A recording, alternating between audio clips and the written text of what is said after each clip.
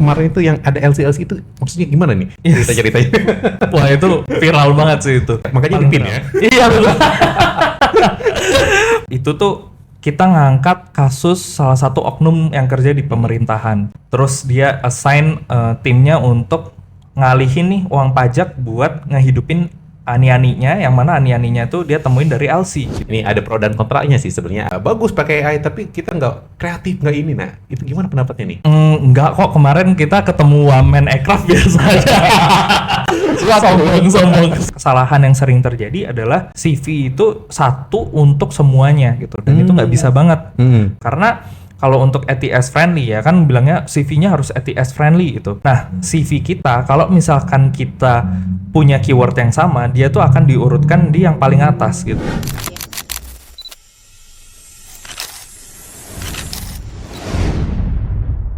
Halo Sobat Otka, ketemu lagi dengan saya Kang Man di podcast Cerita Otka. Kayaknya kita bakal podcast ini ceritanya horor deh. Ya, dan ini kisah-kisahnya katanya relate banget sama kondisi pekerja di Indonesia gitu, terutama untuk teman-teman Gen Z ya, itu relate banget kayaknya. Oke, Mas atau Mas saya panggilnya lebih karena ini muda. Awalnya saya menganggapnya dewasa. Dia masih muda ya, Kak Langga ya, tapi bukan Rangga dari ada ADC. Bukan. ADC Cadel. Dari Langga. Benar. Oke, gimana Kak Langga ini pemilik dari Loker Serem ya? Yes, betul. Saya kreator dari Loker Serem. Halo semuanya. Tapi saya lihat kok mukanya nggak serem ya? Jangan. Oke. Boleh ceritain nih, gimana sih bisa bikin loker serem gitu ya? Yes, oke. Thank you Kang Man. Jadi sebenarnya Loker Serem ini juga masih baru ya gitu. Loker Serem sendiri itu baru April, lebih tepatnya 21 April kemarin postingan pertama. Dan kenapa bisa sih? Karena sebetulnya sebelum ini saya itu suka bikin konten-konten tentang karir sebetulnya di personal account saya gitu, di Instagram, TikTok, dan juga LinkedIn sebetulnya gitu. Terus salah satu rubriknya itu ada, kita nyebutnya waktu itu juga nama rubriknya adalah Loker Serem gitu. Kenapa? Karena banyak banget sebenarnya. Dan by the way, background sedikit, saya kerja di Jobstreet sebagai community manager gitu. Di situ denger banyak banget cerita-cerita horor gitu ya, pain points, job seeker, terus habis itu keluhan mereka dan lain segala macam, ada yang ditipu dan lain segala macam gitu. Jadi dari situ ada keresahan dalam diri, kayaknya perlu bikin konten buat bantu mereka, mengedukasi mereka, sharing lah, lebih ke sharing supaya nggak terjebak di loker-loker serem dan bisa sukses juga gitu. Nah, salah satu rubriknya itu Loker Serem. Kita cari lowongan pekerjaan yang kayaknya aneh gitu. Jadi kayak misalkan ditawarin misal gajinya tuh di bawah UMR tapi nge-handle satu tim gitu, atau dibilangnya engineer gitu, software engineer, tapi disuruh ngedesain poster gitu. Itu kan aneh gitu ya. Gitu. Jadi biasanya konten-konten itu saya angkat, terus kebetulan rame banget gitu, dan banyak yang cerita, Kak aku relate juga apa segala macem gitu. Mereka mulai DM dan lain-lain. Akhirnya saya kepikiran waktu itu untuk spin off jadi IP sendiri nih, intellectual property gitu. Jadilah Loker Serem. Tapi kenapa hantu-hantuan ya? Karena basically namanya Loker Serem, terus kita ngelihat apa nih yang Indonesia banget gitu.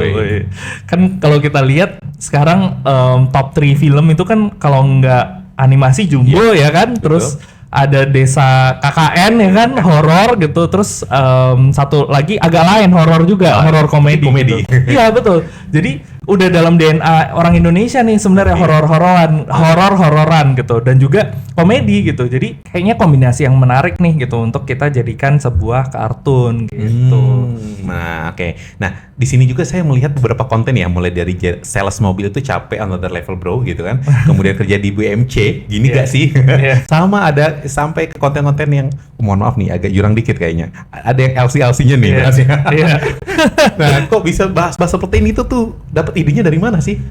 Sebenarnya idenya itu datang dari teman-teman yang submit cerita gitu. Karena konsep Loker Serem sendiri adalah kita dari awal kita pengennya kita nggak pengen, maksudnya kita sebagai satu suara ya, maksudnya satu arah gitu. Kita satu arah doang, kita nggak pengen itu, karena tujuan dari Loker Serem adalah supaya teman-teman tuh punya support circle, merasa bahwa dia nggak sendirian, ada orang yang mengalami hal yang sama juga, dan dari sisi company yang mungkin melakukan misconduct behavior itu bisa berbenah gitu. Oke. Jadi sebenarnya emang sebagai platform buat whistleblowing juga sebetulnya gitu. Nah idenya dari mana ya tentu dari teman-teman gitu. Jadi kadang kita mikir waktu pas bikin konten, oh bisa kayak gini ya gitu. Ini kita bahkan nggak kepikiran seserem ini gitu. Dan ternyata beneran ada gitu. Oh, berarti gimana caranya biar misalnya kita tuh punya, saya punya cerita lah ya, Oke. cerita horor, horor dalam pekerjaan. Hmm. Gimana caranya biar saya bisa diangkat kisahnya gitu? Oke, jadi sebenarnya tinggal DM dan Kemana? di Loker Serem, Oke. @lokerserem di Instagram gitu. Kita ada di Instagram, TikTok sama YouTube, tapi main channelnya sebenarnya di Instagram. Jadi teman-teman tinggal DM, kemudian adminnya atau kita nyebutnya Nyiro Rokidul. Wah, gitu. Jadi kesannya tuh sebenarnya dipegang sama Nyiro Rokidul gitu. Berarti orang dari selatan ya? Dari selatan. Karena Nyiro Rokidul ini kan kita menggambarkan sebagai sosok yang privilege gitu, intern privilege Oke. gitu, yang suka tampil gitu. Jadi oh ya udah adminnya biar lucu si Nyiro aja Oke. gitu. Dan teman-teman yang udah follow Loker Serem itu terbiasa jadi kayak Nyiro mau cerita dong gitu. Dan mereka cerita panjang gitu kayak dia dari company mana, terus habis itu tahun berapa dan lain segala macam, masalahnya apa gitu. Nah itu kita bikin jadi cerita dari situ gitu. Yang menurut kita menarik untuk diangkat, dalam tanda kutip menarik itu adalah oh kayaknya ini perlu disuarakan supaya lebih adil gitu, supaya ekosistem pekerjaannya tuh jadi lebih sehat gitu. Hidup Pekerja gitu. Terus biasanya kita suarakan, tapi tentunya kita sensor gitu. Ya, sensornya yang kayak gimana nih yang tidak dimasukkan ya? Oke, sensornya nama company-nya tidak kita sebut. Oke. Terus kalau di kita sih kita nyebutnya PII, Personal Identifiable Information gitu. Jadi kayak nama yang submit juga nggak disebut, terus habis itu alamat dan lain segala macam itu sudah pasti nggak disebut gitu. Jadi Kalau inisial sekarang enggak. Oh, sekarang enggak. Dulu sempet terus kita mikir wah terlalu serem ini karena dari situ orang langsung tahu siapa gitu kan dan beneran langsung digeruduk gitu Kang Man gitu. Jadi company-nya terus ada selebgram juga yang pernah kita spill inisialnya gitu ya, walaupun sebenarnya kejadian nyatanya seperti itu gitu. Si selebgram ini emang dalam tanda kutip parah lah gitu dalam memperlakukan pekerjanya gitu. Terus kita plesetin misalkan ya, ini misalkan gitu. Inisialnya M. Nah, kita plesetin jadi selebgram mistis gitu. Kayak gitu. Nah, tapi ternyata jadi gampang banget kebaca, iya ketebak gitu. Terus akhirnya orang-orang jadi ngebully si selebgram ini. Tapi sebenarnya tujuan awal kita adalah supaya dia itu sadar sendiri dan ekosistemnya tuh jadi lebih sehat. Kalau misalkan ngebully itu kan jadi serem juga gitu. Nah, akhirnya kita sensor, totally sensor. Pakai analogi yang lain atau gimana nih? Misalnya seandainya kalau ada objeknya itu orang lain gitu atau perusahaan lain gitu, pakai apa? Ataukah beda dibuat POV yang lain atau gimana? Oke. Kita bilangnya sih kalau misalnya yang selebgram gitu ya, selebgram kita nggak nyebut spesifik namanya siapa, tapi kita nyebut nih selebgram tuh di industri apa gitu, misalkan reviewer atau apa kayak gitu. Kalau misalkan company kita nyebutnya industrinya gitu, jadi nggak specifically ke company tersebut gitu. Even misalnya penyebaran nama baik dan sebagainya ketika dituntut juga aman kan, nggak tahu ini siapa. Iya, ya kan? tapi sebenarnya juga nggak pencemaran nama baik karena kan memang begitu adanya dan kita juga cuman menyuarakan, kita nggak nambahin bumbu apa-apa gitu. Tapi even maksudnya kan kalau ada orang ya yang ada yang suka usil, lapor. Iya betul. Kadang kan sering lapor. Nah, kalau kita sudah jelas ada nama, ada inisial itu kan lebih spesifik ya. Iya, tapi ini lebih aman. Makanya sekarang cari-cari yang aman ya. Iya betul. Tapi walaupun kisahnya tidak aman ya. Oke, ada menarik yang kemarin itu yang ada LC itu maksudnya gimana nih cerita-ceritanya? Wah itu viral banget sih itu. Itu paling viral ya, makanya dipin ya. Iya betul. Paling viral makanya dipin. Jadi itu satu postingan engagementnya luar biasa, likes-nya aja 139.000 dan itu tuh kita ngangkat kasus salah satu oknum yang kerja di pemerintahan. Jadi dia salah satu decision maker juga. Terus dia assign timnya untuk ngalihin nih uang pajak buat ngehidupin ani-aninya, yang mana ani-aninya tuh dia temuin dari LC gitu. Serem betul. Kita pas ngeliat kayak waduh bisa gini ya gitu. Kungfunya luar biasa. Kok bisa, maksudnya uang pajak bisa diarahin ke sana, itu kan luar biasa gitu. Dan sebenarnya timnya itu resah gitu, takut. timnya yang melaporkan. Dia takut banget, dia mau cerita ke siapa, takut dia dilaporkan dan lain segala macam, makanya dia percaya untuk cerita di Loker Serem gitu. Nah di situ kita suarakan, dan ternyata banyak banget juga yang speak up setelah itu. Oh aku juga sama Kak dan lain segala macam. Dari komen-komen tuh ya. Dari komen-komen itu, jadi ternyata oh ini saya baru tahu nih kayak gini, ternyata banyak juga ya prakteknya gitu dari beberapa komen gitu. Oke, jadi kayaknya nggak bakal kehabisan ide ya. Iya sebetulnya. Tapi ada nggak sih pemilihan misalnya konten-konten yang ini bakal masuk nih, ini yang enggak, itu kategorinya kayak gimana biar teman-teman Sobat Otka atau siapapun mau nonton ya yang pengen menyuarakan gitu. Ya sebetulnya yang paling top itu satu misconduct behavior kayak misalkan atasan mereka menyelewengkan ininya ya, kekuatan mereka, bukan kekuatan, menyelewengkan wewenang mereka gitu. Jadi either itu salah satunya untuk yang seharusnya ini uang pajak untuk program jadi untuk kebutuhan pribadi gitu, itu satu. Atau bahkan ada juga yang memaksa untuk perselingkuhan, itu juga ada gitu. Kemarin iya benar di pabrik gitu, jadi di pabrik terus habis itu kan lumayan terisolate ya kalau misalkan di pabrik gitu, isinya setiap hari ya ketemunya teman-teman yang kerja di pabrik juga gitu. Nah ternyata dipaksa untuk selingkuh sama atasannya kayak gitu. Itu nggak cuma 1-2 kali, lumayan banyak misconduct behavior. Terus yang kedua sebenarnya unfair juga gitu, jadi kayak misalkan kasus ordal, terus habis itu kasus kayak ya difitnah dan lain segala macam gitu, atau kasus kayak harusnya dibayar UMR tapi ini nggak UMR kayak gitu-gitu sih gitu. Jadi lebih ke arah sana. Nah ini ngomong masalah keadilan gitu ya. Mungkin kita boleh mulai bahas nih. Boleh. Yang sifatnya kan ada lembur tanpa bayaran. Sering kan banyak. Yang harusnya kan kerja dalam aturan kan harusnya 8 atau 9 jam ya. Nah, kadang ada yang lebih sampai 10 tapi nggak ada kompensasi. Itu dia ceritanya seperti apa yang pernah diutarakan. Dan sebenarnya dari perspektif kan ada di perusahaan pemberi kerja dan sebagainya, itu harusnya kayak gimana gitu. Harusnya gitu ya. Okay. Perspektif dari Loker Serem harusnya kayak gimana nih? Oke, harusnya tuh sebenarnya kan normalnya ya secara ideal tuh 40 jam per minggu gitu kan gitu. Kalau misalkan kerjanya seminggu 5 hari ya berarti 8 jam gitu. Kalau 6 hari berarti berapa tuh? 7 jam ya. Ya, betul. Betul ya. Nah, jadi disesuaikan dengan itu sih sebetulnya gitu. Cuman pada prakteknya memang beberapa banyak yang masih tidak sesuai aturan gitu. Dan karyawan-karyawan ini kan kadang ngerasa takut gitu ya gitu. Nah saran dari kami sih sebenarnya cukup tegas dengan itu gitu. Dan sebenarnya kita tuh punya option juga buat oke, ini nggak sesuai, kita coba cari opportunity lain gitu kan gitu. Jangan terlalu dipaksakan gitu.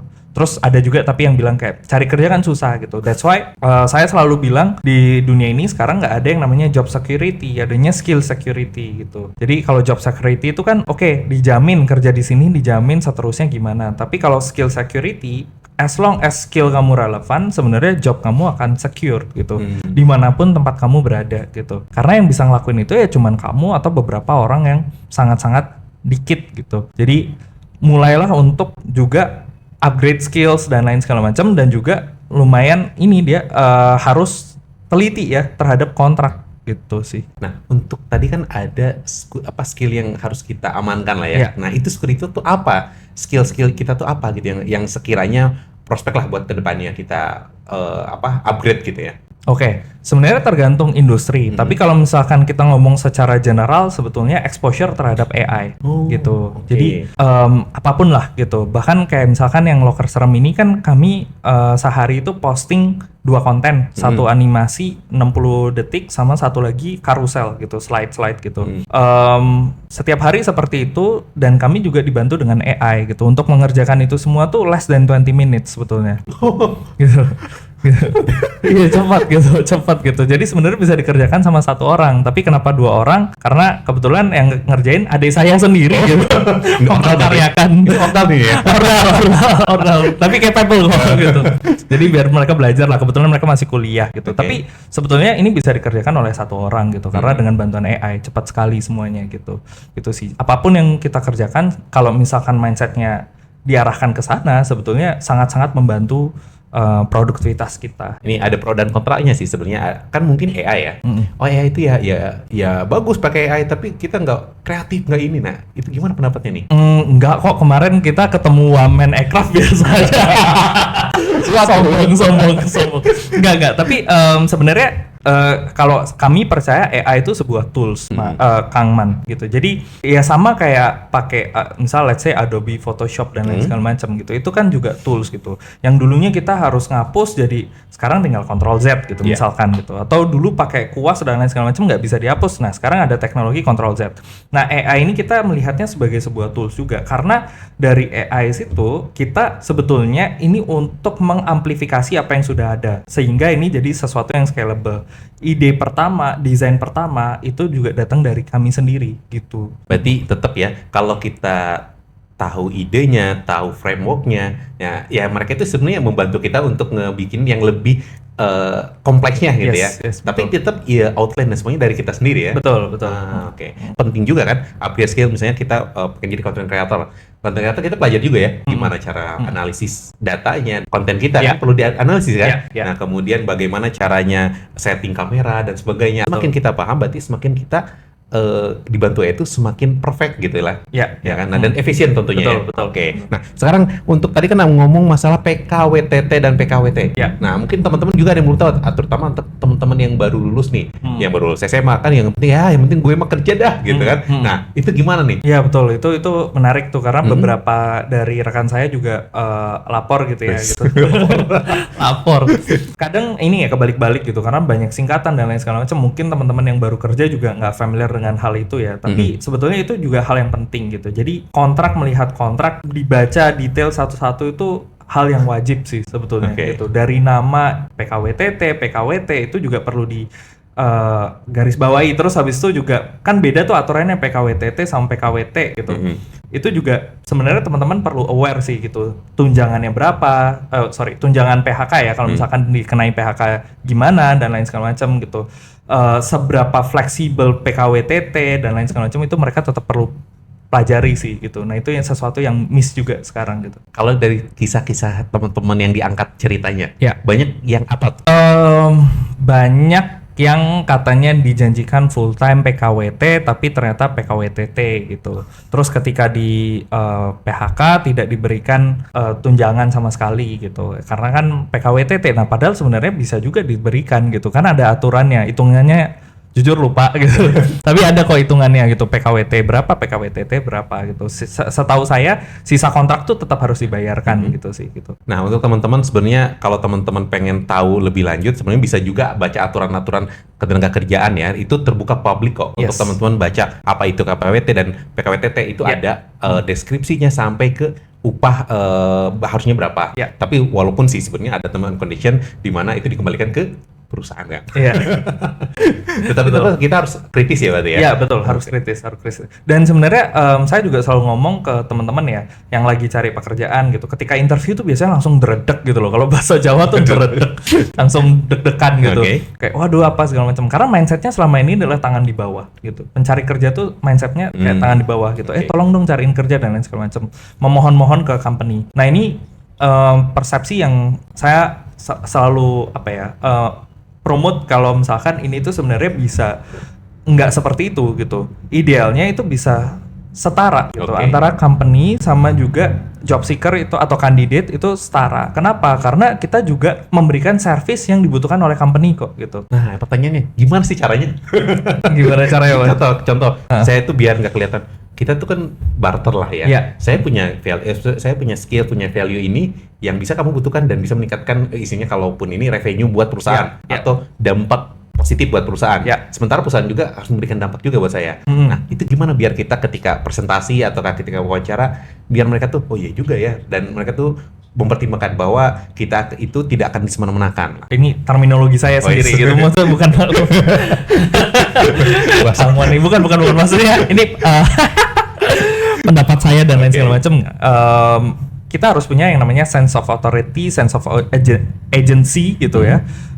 Bahwa kita tuh sebenarnya nggak bergantung gitu. Gimana ya? Maksudnya kita tuh misal nih interview gitu ya untuk role A gitu. Oke. Role A job desk-nya ini gitu. Nah, sebetulnya ketika interview kamu tuh juga punya kesempatan buat bilang kayaknya dengan expertise saya ini bisa lebih better kalau misalkan resource yang saya punya ini gitu, yang mana waktu dan juga pengetahuan saya diarahkan untuk role ini gitu.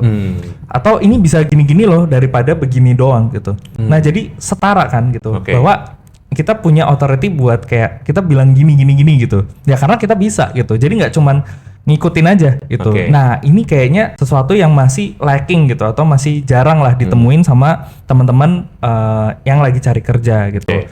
Dan ya mungkin kalau misalkan di trace back jauh ya secara histori juga mungkin karena feodalisme atau apa gitu terbiasa terjajah gitu ya. Jadi kayak ya biasanya mindsetnya tangan di bawah. Padahal sebenarnya antara hirers dan juga kandidat itu setara gitu sih, selalu setara. Kamu juga punya opportunity lain gitu, kamu punya kesempatan buat bilang enggak ini nggak cocok, aku mau cari yang lain, itu juga fine gitu. Oke. Kemudian kalau untuk anak-anak yang baru lulus SMA, kan Oke. itu kalau kita sudah punya pengalaman kerja, itu kan bisa jadi ada kita punya portofolio loh. Ya. Dari perusahaan saya bisa meningkatkan dampak sekian persen Ya, gitu. ya. Nah, tapi kalau anak fresh graduate gimana nih? Saya selalu encourage teman-teman juga untuk punya yang namanya portfolio gitu, portfolio. Terus kalau misalnya tadi case-nya kayak Kang Man bilang, kan dia baru lulus belum punya portfolio gitu, Ya. bisa bikin dummy portfolio gitu. Contohnya nih. Jadi ngelihat nih misalkan ada campaign yang menarik apa ya gitu, misal let's say brand A barusan mengeluarkan campaign B misalkan. Nah ini kita bisa lihat nih, oh kayaknya kalau misalkan saya sebagai creative directornya atau saya sebagai marketing manajernya, saya daripada melakukan campaign ini, saya akan melakukan campaign ini gitu. Jadi dummy portfolio gitu. Oke. Itu kalau nggak punya pengalaman sama sekali. Tapi sebenarnya bisa juga dengan membuat social movement sendiri, bisa juga ikutan organisasi gitu. Itu bisa dituangkan ke dalam portfolio atau yang saya nyebutnya biasanya sih work portfolio. Jadi itu dikirim berbarengan bersama CV gitu. CV itu cuman kayak summary gitu ya. Work portfolio ini kita bisa jabarin sejabar-jabarnya gitu ya. Satu slide itu ngejelasin satu project, tapi keep it short gitu. Jadi problemnya apa? Terus habis itu what we did atau actionnya, terus kemudian result dan juga evidence foto biasanya gitu. Gitu aja sih gitu. Nah ini dijelaskan waktu pas interview gitu. Sebenarnya kita bisa create sendiri ya. Iya. Kalau masalah portofolio apa even kita baru lulus kuliah sebenarnya bisa bikin kayak tadi dummy atau Iya. bikin project-project gitu Iya, ya. iya. Nah, tapi yang penting relevan mungkin ya. Relevan. Nah, ketika kita sudah interview, nah kan kita misalnya sudah kerja, tiba-tiba sudah mulai kerja dan sebagainya. Ada nggak sih keresahan dari teman-teman loker serem itu yang cerita lagi, saya malah diporotin uang, kan ada tuh kisah-kisah tuh. Katanya dia masuk kerja itu bayar sekian juta, Oke. 9 juta. Oke. Nah, habis itu baru 3 minggu langsung dikeluarin gitu kan. Oke. Nah, itu kayak gitu apa gitu? Ada juga cerita yang dia melamar sebagai pilot harus bayar sekian gitu. Kemarin sempat viral juga. Nah, ini sebenarnya kan calo ya. Calo gitu, beberapa pekerjaan di Indonesia tuh entah kenapa ada calonya gitu. Salah satunya mungkin di tadi yang barusan dibilang di aviasi gitu. Kemudian terus ini ya kalau misalkan kita mau jadi tenaga kerja di luar negeri itu juga beberapa ada calonnya gitu. Nah ini sebenarnya ketergantungannya ada di kita sih. Kita emang harus beneran jeli gitu. Kadangkala kita diiming-iming kan bisa kerja di sini bakal dapat segini tapi harus bayar sekian gitu.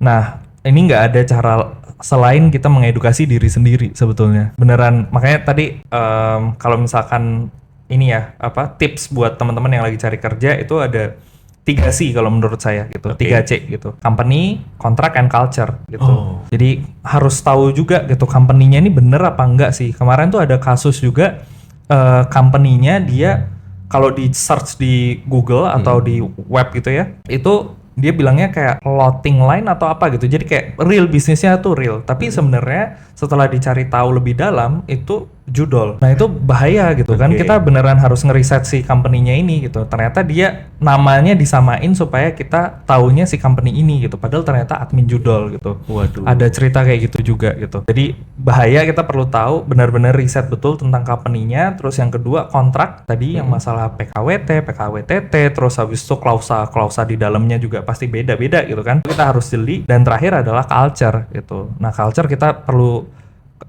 recheck juga sama teman-teman yang mungkin kerja di sana atau yang sudah pernah bekerja di sana. Gimana caranya kita biar tahu biasanya? Networking. Oh iya. gitu. Nah, bahas networking. Nanti kita akan bahas ya. Ya, siap. Di networking nanti Siap. di segmen 3. Oke. Nah, berarti kita harus benar-benar ya tadi ya harus riset ya. Yes. 3C tadi. Ya. Nah, kalau seandainya kita sudah riset, nah kemudian ada nggak sih red flag-nya gitu? Kira-kira ini bakal fix, ini benar-benar perusahaan bodong dan sebagainya gitu. Ada nggak sih red flag-nya? Oh, cirinya tuh ini gitu. Cirinya biasanya ini nggak bilang selalu, tapi beberapa tuh minta nahan ijazah, Oke. suruh bayar dulu gitu. Ada X amount of money lah yang harus dikeluarkan gitu kan Oke. gitu. Itu terus habis itu secara company-nya itu nggak bisa di search di berbagai job platform, mau itu di Jobstreet, LinkedIn, Glassdoor, apapun itu agak abu-abu lah gitu. Company profile yang nggak ada dan lain segala macam itu red flag gitu. Terus kontrak tuh kalau biasanya kontrak nggak selalu, tapi biasanya yang bilang flexible hours atau apa gitu. Nah itu biasanya akan dihubungi di jam-jam aneh lah gitu. Aneh ya. Oke, nah ngomong soal jam aneh, seandainya kita kan banyak juga yang sudah kerja ya. Nah, ini masalah jam aneh ini kebetulan banget. Ada yang ditelepon malam-malam sama bos. Ada sih ceritanya kayak gitu. Banyak. banyak. Oke, gimana banyak yang ceritanya kayak gimana nih di Locker Serem? Sebetulnya iya macam-macam, banyak itu kan sebenarnya udah masuk ke ranah privasi ya gitu di luar jam kerja. Kalau misalkan di kontraknya memang dari jam sekian sampai jam sekian. Cuman pada prakteknya memang masih sangat-sangat banyak hal tersebut terjadi gitu. Mau itu di korporat besar pun sebenarnya masih sangat sering terjadi gitu. Jadi sebenarnya pandai-pandai kita sih menyikapinya sebetulnya gitu. Karena masih banyak kejadian seperti ini gitu. Dan again kita tuh punya option buat memilih apakah kita mau keluar ataukah kita mau konfront ini gitu kan, atau mau meladeninya juga gitu sih gitu. Oke, even misalnya ada bos chat jam 11 malam dan itu bukan kewajiban kita, sebenarnya kita bisa melakukan beberapa tindakan yang penting terukur kali ya. Iya. Jangan sampai kita melakukan tindakan tiba-tiba kita reset dipecat dan kita nggak ada backup plan kan. Iya, betul, Nah, betul. itu mungkin teman-teman harus persiapkan. Kalaupun mau konfrontasi harus persiapkan. Makanya tadi bilangnya skill ya. Skill, Upgrade betul. skill itu penting Betul. dimanapun. Nah, makanya biar nggak takut ya itu upgrade skill terus ya. Iya. Betul. Oke, nah kemudian banyak banget ya ekspektasinya seperti apa, realisasinya ternyata enggak. Kayak contoh tadi dibilang satu role, Iya. tapi pekerjaannya 10. Iya, benar. Itu ada cerita juga nggak di Locker Serem? banyak banget seperti itu gitu. Yang paling lucu tuh yang itu software engineer tapi disuruh ngerjain desain juga gitu. Karena alasannya konyol banget, lucu banget gitu. Alasannya kan sama-sama di depan laptop gitu. Serius. Itu cerita real loh gitu. Jadi kayak wah, kita tuh kadang bacanya juga apa ya, ini kayak tragedi dan komedi gitu loh Kang Man gitu. Jadi kayak kasihan tapi kok lucu-lucu juga gitu. Jawabannya tuh aneh-aneh gitu. Gitu sih. Tapi ada info lebih lanjut lagi nggak? Maksudnya setelah kayak gitu kayak gimana gitu? Yo, resign. Oh, resign. Cabut dong, cabut. Oh, oke. Nah, tapi kalau kita menyikapinya seandainya kita butuh banget nih, karena seandainya ya, Iya, iya. seandainya saya itu masih baru lulus dan butuh duit, kan ada dua ya pekerjaan itu, karena kita butuh kenyamanan, Yes. ada karena butuh uang juga Iya, betul. untuk hidup. Betul. Nah, gimana kita mensikapinya nih? Tadi berarti upgrade skillnya dulu gitu. Mungkin kalau misalkan beneran butuh, ambil yang ada di depan mata, sambil beberapa masalah waktu luang itu bisa dipakai untuk escape dari lingkaran setan itu gitu sih. Lingkaran horor mistisnya. Iya, karena apalagi soal AI ya gitu. Saya lumayan sering mengadvokasi ya soal AI gitu. Karena good thing about AI itu adalah ini terjadi di waktu yang sama, simultan di seluruh dunia, bahwa ini tuh sesuatu yang baru. Sedangkan hal-hal lain mau apapun lah, Indonesia tuh biasanya tertinggal dibandingkan negara-negara barat ataupun China gitu in terms of innovations gitu. Cuman karena AI ini baru dan aksesnya itu bisa menyeluruh, kita tuh punya waktu yang diberikan kesempatan yang sama, tinggal waktunya ini dipakai beneran buat ngebut apa enggak gitu sih gitu. Jadi selagi momennya seperti ini ya sesering mungkin untuk upgrade skill gitu. Itu AI. Yang kedua bahasa Inggris Oke. gitu. karena aksesnya tuh biasanya dalam bahasa Inggris gitu. Oh iya. Gitu. Jadi ya itu jadi jangan sampai jadi barrier lah gitu untuk kita bisa punya akses itu. Plusnya lagi kalau mau ya bahasa Mandarin gitu. Wis. Kenapa bahasa Mandarin nih? Karena ada dua kubu besar Wis. nih sekarang gitu. Dan katanya ada changing world order dari US ke China. Sekarang innovation dari China tuh luar biasa banyak masif gitu. sekali. Masif gitu, dan secara manufaktur dia bagus banget gitu kan. Jadi inovasi-inovasinya tuh jadi accessible buat masyarakat luas gitu. Nah, kita perlu pelajari ini juga sih biar knowledge-nya tuh nggak tertinggal gitu sih. Cuman saya sendiri nggak bisa bahasa Cina kebetulan. Ini kalau teman-teman mau gitu bisa arahnya ke sana. Oke. Gitu. Ini ya jadi promo nih. Kalau mau belajar bahasa Mandarin, teman-teman bisa kunjungi aja di Ciomanda aja ya. Mantap. Emang tujuannya buat itu Mas, bridging. Luar biasa ini kolaborasi ya. Kolaborasi. Oke, nah kemudian masalah benefit nih, masalah gaji ya. Iya. Kan ada yang harusnya kan sesuai aturan itu ada sesuai minimum provinsi, UMR gitu, regional dan sebagainya. Nah, banyak kan yang nggak dapat sesuai dengan UMP. Iya. Nah, gimana kita mensikapinya itu tuh? Berat banget. Jadi menyikapi mungkin ketika kita sudah berada di dalam atau kita mau mencari pekerjaan. Kalau dua-duanya deh. Dua-duanya. Kalau sudah berada di dalam mungkin itu tadi gitu. Upgrade skill, terus habis itu cari yang emang harganya itu sesuai gitu. Karena once kita sebenarnya kan kita nggak cuman terjebak kerja misalnya nih kamu tinggal di Brebes gitu. Apakah kamu harus kerja di Brebes gitu? Ya kalau misalkan skillmu bisa dipakai secara global dan kamu bisa berbahasa Inggris gitu ya, kan kamu bisa kerja remote juga gitu kan. Iya. Gitu. Jadi opportunity-nya jadi limitless gitu sebetulnya kalau kamu belajar skill-skill tersebut. Tapi kalau misalkan nggak punya skillnya ya jadi terbatas di situ gitu. Misalkan ya, again and again kalau misalkan udah berada di dalam situ, aku selalu mengencourage teman-teman buat belajar, upgrade skill gitu. Nah, sedangkan kalau misalkan teman-teman belum masuk di situ, cari perusahaan yang mungkin secara angka dan itu kan lumayan bisa dilihat ya di job platform manapun.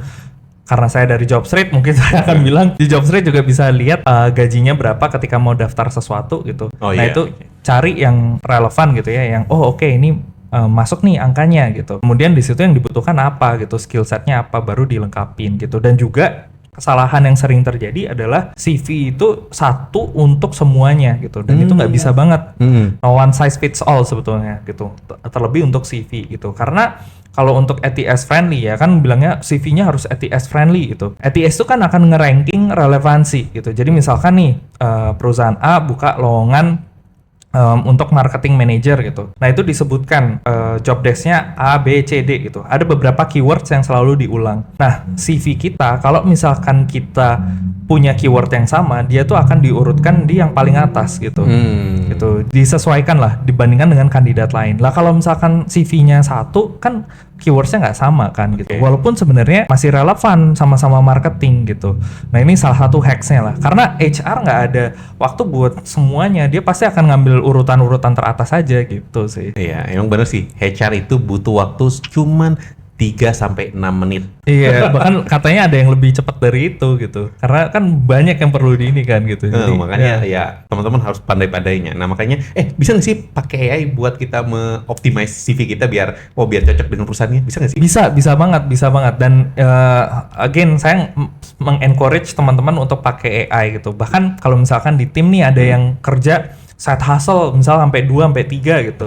Kan biasanya ada yang marah kayak kok kamu kerja di lain-lain tempat gitu. Kalau saya sebenarnya malah seneng, berarti saya hire the right people gitu. Ini mereka cerdas nih, bisa 3 kerjaan dikerjain dalam satu waktu gitu. Dan biasanya yang seperti itu mereka utilize AI. Dan tadi misal dalam konteks CV itu bisa banget gitu. Cuman supaya tidak generik ya otaknya dari kita kan, ngepromnya, logiknya itu juga dari kita. Jangan sampai jadi generik sama semua gitu. Dan udah sama ketika interview AE gitu kan. Gitu. Jadi kayak wah ngibul nih anak. Gitu. Nah itu gimana biar kita nggak kelihatan ngibul tuh kayak gimana contohnya? Ada case nggak gitu? Jangan terlalu sugarcoat ya. Maksudnya kita tahu lah waktu pas interview pasti manis-manisnya. Waktu pas udah kerja kok lumayan berbeda, itu sering terjadi. Tapi jangan terlalu sugarcoat lah gitu. Kayak terutama di CV itu kan biasanya kita masukin pencapaian ya. Kalau misalkan pencapaiannya bikin atau punya impressions misal 500.000, ya jangan ditulis 500 juta gitu atau apa gitu. Jadi dan yang sebisa mungkin semua yang ditulis di situ itu kita harus bisa menceritakannya ketika interview gitu. Jadi harus align gitu. Jadi kalau misalkan oke, ini langsung ke AI semuanya kan ngibul nih gitu, dia nggak bisa menceritakan itu gitu kan gitu. Tapi kalau misalkan AI membantu untuk menstrukturisasi kalimat-kalimatnya supaya relevan terhadap pekerjaan yang diambil, ya itu boleh gitu. Oh, makanya mereka juga sebenarnya nggak tahu kan, mereka itu bukan pelamar ya, bukan peramal yang bisa, wah kamu cocok kerja nih. Makanya kita harus ngisi pengalaman kita tuh apa aja, kemudian pencapaian kita apa. Jadi mereka kan AI itu bekerja berdasarkan data yang dikumpulkan dan mereka sinkronkan kan. Ya, betul. Dan sinkronkan, oh cocok ini, masukkan kayak gitu ya sebenarnya. Jadi tidak bisa semerta tolong samakan aja, udah jangan. Sama semua gitu.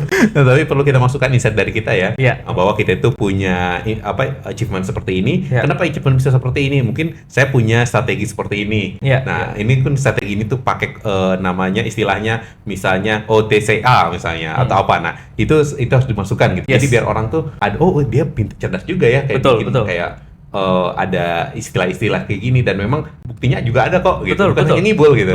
Nah, seperti itu teman-teman, mungkin teman-teman bisa belajar lagi untuk masalah AI ya, dan memang AI itu selalu berkembang ya. Kalau dulu promptingnya kita harus lengkap banget dari awal ya. Nah, terus sekarang katanya tinggal kita masukkan aja sedikit, mereka bakal bisa bantu kita tuntun sampai ke komprehensif lah materinya. Nah, saya juga sebelum kita lanjut nih, ini kan Loker Serem tuh pakai AI ya semuanya. Nah, kita belum bahas tadi, lupa. Itu tuh pakai AI-nya tuh kayak gimana tuh? Mulai dari bikin skripnya atau bikin apanya, itu kok bisa cepet katanya kan tadi? Itu kayak gimana nih bocorannya? Oke, kalau di AI itu ada 3 step ya. Ada generative AI yang paling bawah. Generative AI itu LLM ya, large language model, kayak misalkan GPT, kemudian Gemini, itu masuknya ke generative AI yang mengenerate sesuatu. Terus yang kedua ada agentic AI nih gitu, atau AI agents lah basically gitu.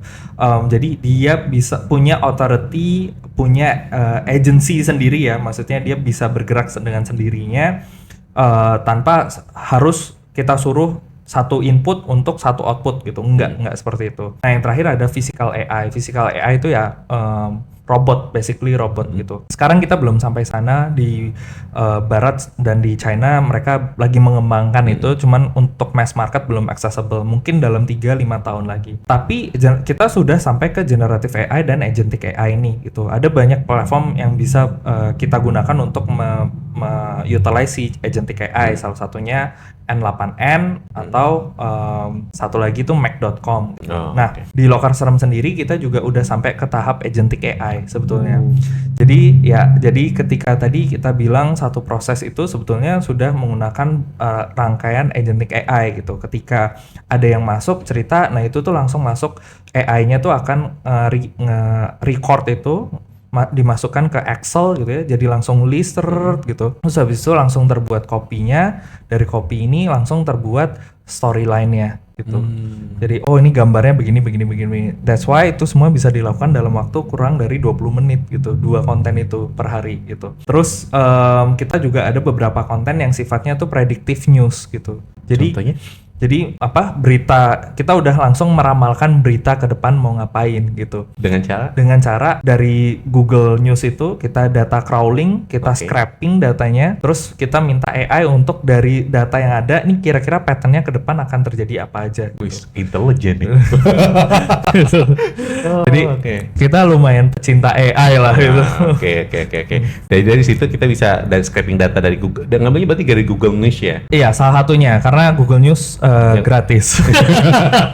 Tapi dia lagi komprehensif, dia mengakuisisi ya. Dia ngambil semua portal digital berita ya kan, mereka mengkolek semua kan.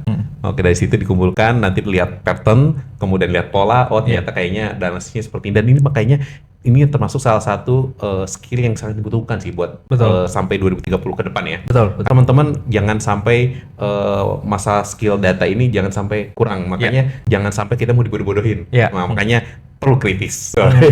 Kirain ada lagi jualan masuk. Oke, nah kita balik lagi ya. Nah, Sebenarnya kalau di dunia kerja itu memang disebut si berat sih enggak ya, itu enggak. Tergantung perspektifnya. Nah, tapi kalau dunia kerja berat gitu ya, tapi memang iya gitu. Iya, karena ada beberapa pekerjaan yang satu gajinya sekian tapi banyak pekerjaan, kemudian sekarang misalnya saya job desk-nya A tapi malah bisa jadi beberapa job desk.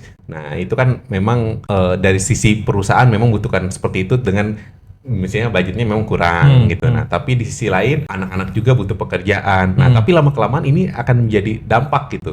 Ya kan, pertama untuk si pekerjanya mental health-nya terganggu, ya kan. Kemudian sisi perusahaan, kalaupun nggak ada merekrut seperti ini, ekonomi Indonesia juga, bukan ekonomi Indonesia, ekonomi secara global pun mereka sedang terganggu kan. Makanya Indonesia saat ini orang-orang tuh nahan untuk invest dan sebagainya kan.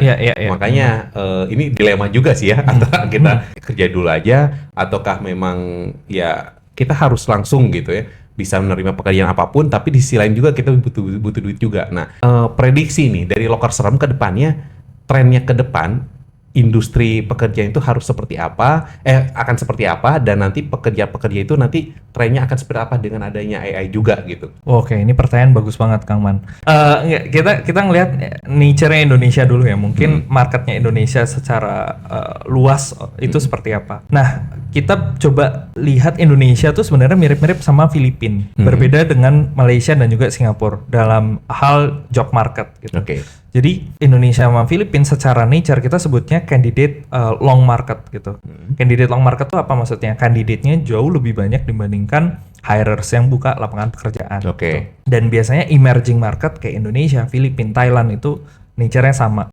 Cuman karena Indonesia populasinya besar, dampaknya jadi lebih besar gitu. Challenges-nya lebih besar. Sedangkan Malaysia sama Singapura itu terbalik gitu. Jadi sebenarnya terutama Singapura, hirers mereka lebih banyak gitu. Lowongan pekerjaan, orang yang menjadi entrepreneur itu banyak sekali. Secara nature seperti itu. Nah, kedua, itu permasalahan pertama, bahwa kita candidate long market. Kedua, ada skill mismatch gitu, yang tadi saya bilang gitu. Jadi, even misalkan ada 100 pencari kerja, job yang dibuka atau role yang tersedia itu misalkan 10 position doang. Tidak semuanya 10 ini terabsorb dengan baik. Mungkin bisa 2, sisa 8-nya gimana? Padahal masih ada 98 kandidat yang lain. Itu nggak terabsorb karena skillnya simply nggak masuk. Makanya kita perlu belajar dan lain, upgrade skill dan lain-lain gitu. Itu yang kedua. Nah, yang ketiga adalah AI, betul yang tadi Kang Man bilang gitu.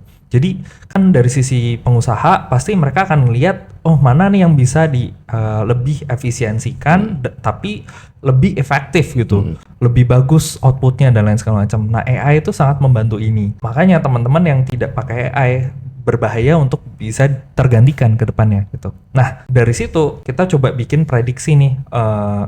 Sebenarnya lebih ke diskusi kami sendiri lah secara internal gitu. Kemungkinan dalam 3 tahun ke depan atau mungkin ya dalam jangka waktu sekarang sampai 3 tahun ke depan tuh bakal ada buzzword namanya solopreneur gitu. Jadi entrepreneur yang dia sendiri gitu. Kalau dulu kita mau bikin bisnis kan butuh modal, butuh tim, harus ada yang handle A, B, C, D gitu. Tapi dengan adanya AI sekarang sebenarnya start sendiri pun juga bisa jadi sebuah bisnis gitu. Macam-macam tuh ada teman-teman yang bikin AI sales agent juga gitu kan. Jadi untuk salesnya udah bisa pakai AI dan lain segala macam. Sekarang yang dibutuhkan adalah ide. Kalau dulu yang mahal adalah eksekusi, sekarang yang mahal adalah ide gitu.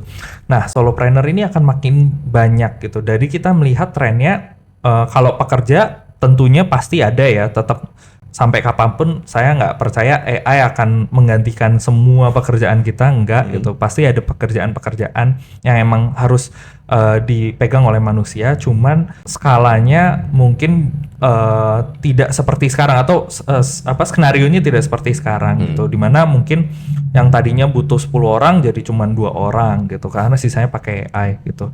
Jadi pekerja tetap ada, cuman akan timbul golongan baru atau lahir golongan baru yang mana solopreneur itu. Terus kita lihat sekarang trennya Menteri Keuangan yang baru juga habis ngelontorin dana 200T gitu kan bank-bank pasti akan spending banyak gitu, orang-orang kalau mau bikin bisnis akan lebih murah, lebih accessible dibandingkan sebelumnya gitu sih. Jadi kayaknya trennya akan ke sana gitu. Iya sih benar. Sekarang juga memang lagi tren juga dia di sosmed untuk bikin-bikin konten-konten ada yang edukatif ataupun sesuatu template atau apa ya namanya tuh link ID dan salah satu contohnya ya. Iya, Kayak betul. link ID mereka itu sebenarnya bikinnya dari menggunakan AI. Ide dari ChatGPT, bukan ide sih, brainstormingnya Iya. dari ChatGPT. Kemudian eksekusinya ada yang menggunakan Canva, ada yang menggunakan Iya. AI yang lain gitu. Iya. Nah, habis itu dia jual deh. Iya betul. Atau kan template dari misalnya ada tuh, simple ternyata ada juga yang bikin template PowerPoint, Iya. ada template Excel Iya. untuk data keuangan, data planning, bahkan ke Notion juga ada. Betul. Padahal menurut saya ya Iya. simple ya. Ternyata ada yang jual juga ya. Betul. Ada yang lebih parah lagi Kang Man. Kemarin ngeliat di TikTok tuh ada yang jual daftar kos-kosan gitu. Daftar Excel gitu bentuknya, daftar kos-kosan, harganya berapa, ini pro and cons-nya apa gitu. Yang beli juga banyak ternyata ratusan gitu. Kayak wow. Harganya sekitar berapa ya waktu dilihat? Wah, berapa ya? 99.000 kalau nggak salah. Iya, kalau nggak salah. Wih. Kalau nggak salah ya gitu. Pokoknya yang jelas di bawah 100.000 gitu. Ada. Nah, iya bener kan sekarang jadi mereka jadi pembisnis ini ya. Oke, nah memang selain itu sih ya, ada juga yang sambil kerja tapi meluangkan waktunya daripada daripada ilmu saya nggak kepake, bukan kepake sih, maksudnya bisa dimanfaatkan untuk yang lain dan dapetin cuan satunya dengan produk digital kan ya. Dan sekarang lagi masif juga ya. Bener nih prediksinya. Ini udah pakai apa nih? Ramalan. Ramalan kayak ini karena mistis, tapi ini bukan ramalan dalam artian ini ya, bukan ramalan mistis ya. Sebenarnya ini lebih ke emang benar dari Lokar Serem itu memang menganalisis menggunakan data tren ya. Data tren dari berita-berita kayak gimana pola ke depan dan sebagainya gitu teman-teman. Jadi teman-teman sebenarnya juga harus mempelajari pola ya. Apalagi misalnya sekarang teman-teman kerja di bidang industri manufaktur. Kita lihat manufaktur di Indonesia saat ini sedang seperti apa. Nah, kalau kelihatan ternyata sahamnya sudah mulai berkurang dan sebagainya. Kemudian ada isu apa atau yang berdampak untuk apa? Hati-hati. Nanti siap-siap akan adanya layoff dan sebagainya.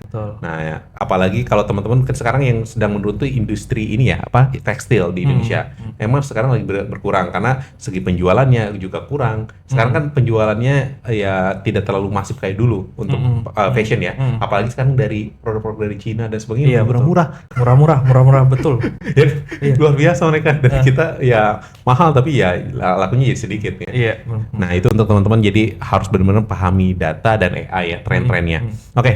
Oke, saya pengen dapat tips nih dari Lokar Serem.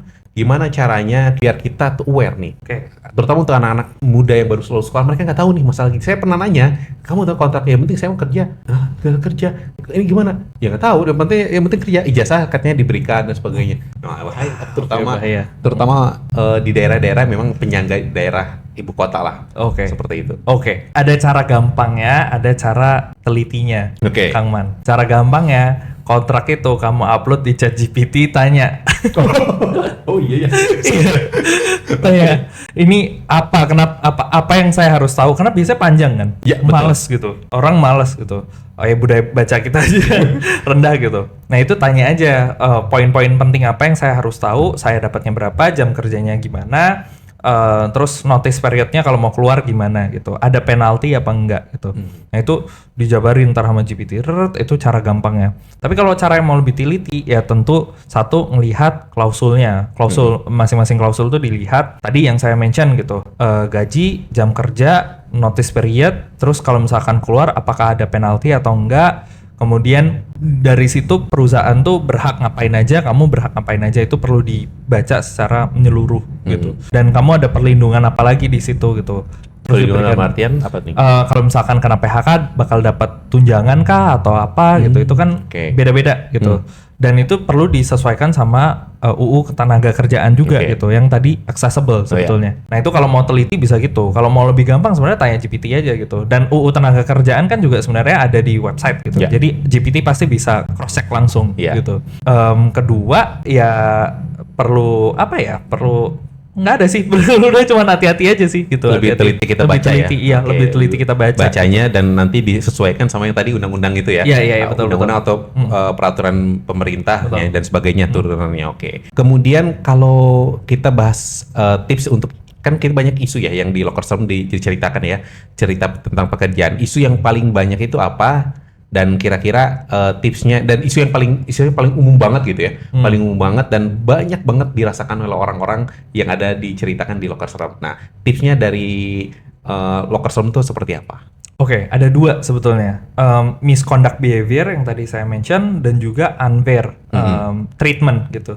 Ya, misconduct yang tadi bisa pelecehan dan lain segala macam. Kemudian kalau unfair tuh ya dijanjikannya segini kok dapatnya segini gitu. Terus ada yang harus kerja long hours dan lain segala macam. Tipsnya adalah satu perlu jaga boundaries sih. Pahami boundaries gitu, karena orang Indonesia mungkin sebagian besar dari kita itu nggak enakan gitu. Saya sendiri juga agak nggak enakan, biasanya kayak aduh nggak enakan gitu, tapi itu perlu diomongin di awal gitu, karena kalau nggak boundariesnya itu akan makin kegeser terus wah jadi bahaya gitu kan. Jadi perlu pahami boundaries, termasuk ke ranah privasi ya gitu, masalah hal-hal personal ataupun ke jam-jam aneh tadi gitu, itu boundaries, masuk ke boundaries juga. Nah yang kedua adalah tadi masalah unfair gitu, unfair treatment gitu. Nah itu tuh sebenarnya bisa ada tindakan preventif dan juga kuratifnya juga. Preventifnya adalah ya ketika mau melamar ada 3C tadi, company, contract, and also culture, itu harus di checklist semuanya, harus di benar-benar di go through lah gitu, masing-masing gitu, company-nya ini legit atau enggak. Kemudian kalau misalkan dia bekerja di startup, apakah startupnya ini masih panjang nafasnya, itu penting loh, karena teman-teman waktu pas kerja di startup ternyata cuman beberapa bulan lagi terus udah bubar gitu. Nah itu perlu diwaspadai juga. Terus secara kontrak juga perlu dilihat, karena ada beberapa company yang mereka main curang juga gitu kan di situ. Klausul-klausulnya tuh aneh gitu. Nah, kalau misalkan ngerasa aneh, itu perlu di sounding juga sih ke teman-teman yang mungkin lebih mengerti lah di bagian HR atau apa gitu dari network kita. Yang terakhir culture-nya cocok atau enggak. Karena mungkin kayak misalkan teman-teman kreatif gitu. Teman-teman kreatif tuh ada beberapa yang emang mereka nggak suka 9 to 5 gitu. Mereka karena jam-jam kreatif tuh bisa muncul kapan aja gitu. Nah, kalau misalkan company-nya seperti itu, secara culture, ya pastikan cocok gitu. Karena ada yang cocok, ada yang enggak kan gitu. Kalau nggak cocok ya cabut. Kalau misalkan cocok ya berarti ya udah thriving di situ. Gitu. Ini secara preventif. Kuratifnya adalah kayaknya sebetulnya bisa melaporkan gitu. Tapi sebenarnya yang impact-nya langsung bisa terjadi adalah ya kita perlu upgrade skill, terus habis itu cari opportunity yang lebih oke gitu sih. Oke, sama yang terakhir buat dokumentasi lapor ke Locker Room. Iya, boleh. Biar dibantu ya. Boleh. Banyak loh, setiap hari itu ada puluhan sampai peak point-nya tuh sehari ada 100 lebih gitu. Laporan, betul. Betul. Kita kayak wow. Wah, kayaknya nanti sebentar lagi mau diangkat menteri katanya. Kan lembaga ini ya, laporannya. Oke, nah kedepannya Locker Room tuh harapannya pengen jadi apa sih sebenarnya? Harapannya kita sekarang kan kita sebenarnya sebagai salah satu IP ya, intellectual property di Indonesia, yang membahas isu di dunia kerja gitu.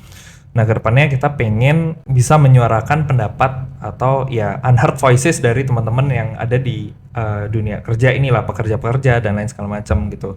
Sehingga IP kita ini kita bisa educate, satu bantu educate, kedua advokasi terhadap isu-isu yang terjadi gitu ke mass market, dan juga kita bisa berkolaborasi sih dengan berbagai instansi atau entitas lain gitu, baik itu pemerintah, karena kita bisa membantu mengadvokasikan juga gitu kan isu di lapangan secara grassroots-nya seperti ini loh gitu. Terus kita juga bisa mungkin bekerja sama juga ke beberapa company supaya mereka punya working culture yang lebih sehat gitu, standarnya jadi lebih bagus gitu, ataupun ke lembaga training provider juga gitu, untuk bantu mengeducate pekerja-pekerja kita gitu sih, harapannya itu gitu. Oh, luar biasa. Nah, untuk waktu terdekat ini emang ada event-event apa aja yang? Oke, kedepannya yang paling dekat kita tuh ada cuti namanya. Cuti? Curhat tipis gitu. Oh, yes. Jadi masih dalam konteks ini kerjaan. Basically ini seminar ataupun webinar gitu. Cuman untuk yang paling dekat di hari Kamis itu kita webinar kita sama beberapa karir influencer juga. ada Buyo, Dinardo HR, sama Pak Rudi Adrian, kita membahas ordal gitu. Jadi pandangan masyarakat terhadap ordal gitu. Apakah ordal selamanya buruk atau gimana sih caranya supaya kita bisa jadi ordal gitu, jadi kayak Nyi Roro Kidul itu tadi gitu. Dan kedepannya kita si cuti ini akan kerjasama sama kampus-kampus juga, jadi akan goes to kampus gitulah. Wih. Gitu. Rencananya daerah mana dulu ini yang akan dikunjungi? Jakarta Jakarta dulu. Oke. Nah, jadi teman-teman yang Sobat Outcast daerah Jakarta, nantikan Loker Serem akan menampung cerita teman-teman. Memberikan insight ya, tapi dari praktisi ya, dari HR, dari sebagai user juga mereka memberikan insight, oh ternyata dunia kerja seperti ini, seperti ini. Dan teman-teman jangan salah. Dan memang ini perlu banget sih teman-teman terutama anak muda harus tahu dunia kerja itu seperti apa. Betul. Karena sekarang kan ada perubahan ya, di mana saat ini tuh pimpinan perusahaan itu ada maksudnya masih orang-orang milenial atau yang sebutnya kolonial gitu. Itu kan beda treatment kepemimpinan, organisasi dan sebagainya. Nah, teman-teman itu harus memahami juga karena kita tidak semuanya harus ngikutin mereka juga, tapi mereka juga sebenarnya harus memahami kita juga. Oke, tapi gimana caranya? Karena ada perbedaan, makanya kita harus memahami dari irisannya itu. Sempurna itu nggak bisa, makanya kita tuh saling melengkapi. Gitu ya. Oke, sip. Terakhir pesan untuk teman-teman nih, kira-kira apa nih dari Loker Serem atau Kak Rangga? Pesannya adalah tadi mungkin ya, bahwa sekarang job security itu udah mati, udah job security is dead gitu. Jadi kalau misalkan dulu mungkin teman-teman sama keluarganya bilang kayak oke, kerja di company ini aja gitu, karena pasti aman, dijamin bisa bertahun-tahun. Sekarang itu makin uncertain gitu. Di US aja PNS kena cut gitu kan. Iya, waktu pas zamannya Elon Musk kemarin gitu. Jadi job security itu udah nggak ada sekarang. Yang ada adalah skill security gitu. Gimana caranya kita bisa relevan terus secara skill set kita gitu. Dan itu nggak bisa kalau misalkan kita nggak menerapkan yang namanya lifelong learning gitu. Jadi terus belajar. Saya pun juga terus belajar. Setiap hari itu ada berita baru, ada ilmu baru yang bisa dipelajarin. Tadi salah satunya AI, kemudian salah duanya mungkin bahasa ya, untuk bisa mengakses informasi-informasi tersebut. Dan kedepannya sih kalau misalkan nanti ada teknologi baru atau inovasi baru, ya tentunya harus kita pelajari juga. Oh, luar biasa. Thank you banget Kak Rangga. Tapi ini versi cadelnya jadi Kak Rangga. Thank you sudah cerita di podcast Cerita Outcast, dan mudah-mudahan terutama untuk teman-teman yang pengen masuk ke dunia kerja, biar tidak kena lingkaran setan. Oke, bagi teman-teman yang merasa video ini bermanfaat, silakan share dan bantu juga komen. Ataupun teman-teman pengen ada kisah yang kita angkat ataupun ada topik yang ingin kita angkat, silakan komen aja. Nanti tim dari Otka akan kita bantu untuk angkat ceritanya di podcast Cerita Otka selanjutnya. Baik, saya Kang Man pamit undur diri, sampai jumpa di podcast Cerita Otka selanjutnya.